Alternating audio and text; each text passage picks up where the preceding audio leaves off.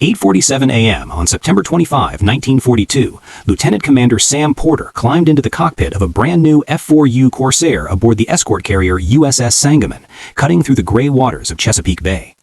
This flight was supposed to prove something simple, that America's newest fighter could land safely on an aircraft carrier.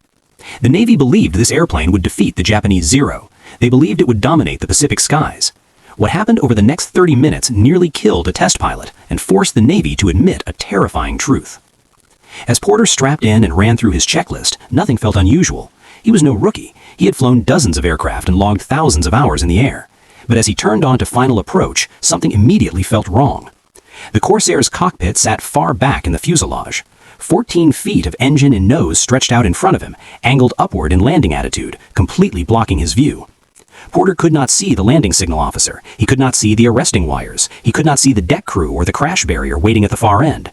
He was flying blind toward a steel deck that was pitching in ocean swells. With no alternative, Porter committed to the landing, judging his descent from fleeting glimpses caught around the massive engine cowling. The wheels slammed into the deck, and then something happened no Navy pilot had ever experienced before. The landing gear absorbed the impact and violently rebounded. The Corsair bounced back into the air like it had hit a trampoline. Porter slammed down again, skipped over the arresting wires, and hurtled toward the crash barrier. At the last possible second, he added power and clawed his way back into the air. The second attempt was worse. The bounce launched him so high he nearly stalled. The third was terrifying. He finally caught a wire, but the aircraft slewed sideways, threatening to cartwheel across the deck. After the fourth landing, Porter taxied to a stop, shut down the massive Pratt & Whitney engine, and climbed out, his hands shaking, sweat pouring through his flight suit despite the cool autumn air. He walked straight to the assessment officers and told them the truth. This airplane was trying to kill him. The fastest single-engine fighter America had ever built was unfit for carrier operations. The Navy had just spent years and millions of dollars creating what pilots would soon call the Ensign Eliminator. The man behind the Corsair was Rex Beisel, Vaught's chief engineer, a self-made aeronautical genius. Born in 1993, Beisel grew up working brutal jobs in coal mines before putting himself through school and becoming one of America's first certified aeronautical engineers. He had a reputation for solving impossible problems. In February 1938, the Navy gave him one.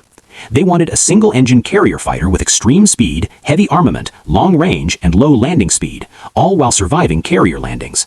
Beisel made a defining decision. If the Navy wanted speed, he would give them speed, no matter the cost. He built the aircraft around the most powerful engine available, the Pratt & Whitney R2800 Double Wasp. It produced 2,000 horsepower, twice what most fighters could manage. But that power required a massive propeller, creating a fatal problem. To keep the prop from striking the deck, Beisel designed the Corsair's iconic inverted gull wing, an elegant solution that shortened landing gear and reduced drag. In May 1940, the prototype flew. It shattered expectations. The Corsair became the first American fighter to exceed 400 miles per hour. The Navy was ecstatic and ordered hundreds months before Pearl Harbor. But production changes would turn brilliance into disaster. Combat reports from Europe demanded heavier firepower. The Navy ordered 6 50-caliber machine guns mounted in the wings. That forced relocation of the fuel tanks into the fuselage right in front of the cockpit. To make room, the cockpit was pushed nearly 3 feet backward. That single change destroyed forward visibility. When the first production Corsairs flew in 1942, test pilots immediately reported severe problems. The long nose blocked the runway, the framed canopy restricted vision, oil leaked across the windshield, and at low speeds the aircraft behaved viciously. At high angles of attack, the left wing stalled first, snapping the aircraft into violent rolls with no warning. Engine torque could flip the plane upside down during go-arounds. At carrier altitudes, there was no chance of recovery.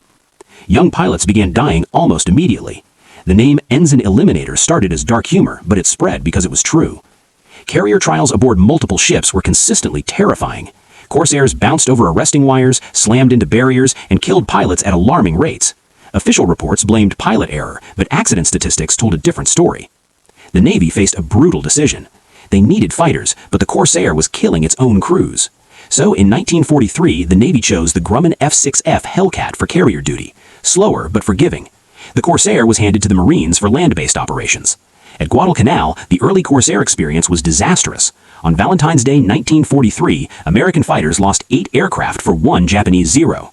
The Corsair was too dangerous to land and initially too clumsy to fight. But some pilots saw its hidden potential. Lieutenant Kenneth Walsh discovered the Corsair could not turn with a Zero, but it could outclimb and outdive anything else. His hit-and-run tactics turned the Corsair into a killer. He became the first Corsair ace and proved the Corsair could dominate if flown correctly.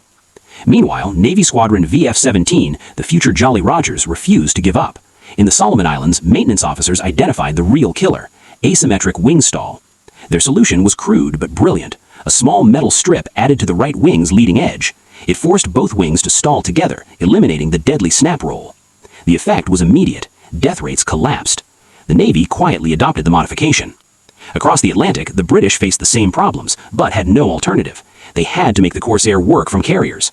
They raised the pilot's seat, improved the canopy, clipped the wings, adjusted landing gear pressure, and, most importantly, adopted a curved landing approach that kept the deck in sight. It worked.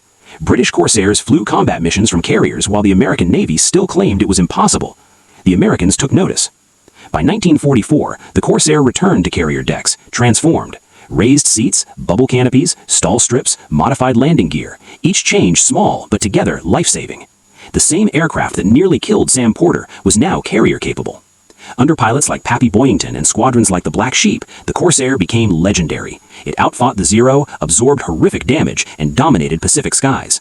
By war's end, Corsairs achieved an 11-to-1 kill ratio, one of the best of any American fighter. And the story didn't end there. The Corsair fought in Korea. It shot down jet fighters. It flew combat missions nearly 20 years after its first terrifying carrier trials. Over 12,500 were built, the longest production run of any piston-engine fighter in American history. The Corsair became a legend not because it was perfect, but because people refused to accept its failures. They chose to save the next pilot. And in doing so, they turned the Ensign Eliminator into one of the greatest combat aircraft ever built. Conclusion. The story of the F-4U Corsair is not the story of a perfect machine. It is the story of what happens when ambition outruns understanding, and how survival depends on the willingness to adapt. Designed to be the fastest and most powerful fighter of its time, the Corsair achieved everything its engineers promised in the air. But on the carrier deck, where war was actually decided, it failed spectacularly, killing the very pilots it was meant to protect. In its earliest form, the Corsair demanded more than young naval aviators could give. Poor visibility, violent stall behavior, brutal engine torque, and unforgiving landing characteristics turned training accidents into a steady stream of funerals. The nickname Ensign Eliminator was not exaggeration, it was a warning written in blood. Official reports blamed pilot error, but pilots knew the truth. The aircraft was unfinished, not in metal, but in understanding. What saved the Corsair was not a single genius redesign, but collective refusal to accept failure. Mechanics in jungle airfields, squadron commanders under combat pressure, British pilots operating from smaller decks, and engineers willing to listen all contributed small, unglamorous fixes. A raised seat, a metal strip on a wing, more pressure and a shock absorber, a curved landing approach. None of these changes made headlines, but together they stopped the killing. Once its dangers were tamed, the Corsair revealed what it had always been capable of. In the hands of pilots who understood its strengths and respected its limits, it became one of the most lethal fighters of the Second World War. It dominated the Pacific skies, shattered Japanese confidence, and achieved an air-to-air kill ratio unmatched by any other American fighter in that theater. It went on to fight in Korea, shoot down jet aircraft, and serve in combat nearly 20 years after its first flight. The Corsair did not become a legend because it was easy to fly. It became a legend because people learned how to survive it. Its history is a reminder that victory in war is rarely delivered by flawless design. It is earned through hard lessons, painful mistakes, and the determination to ensure that the next pilot does not have to die learning them.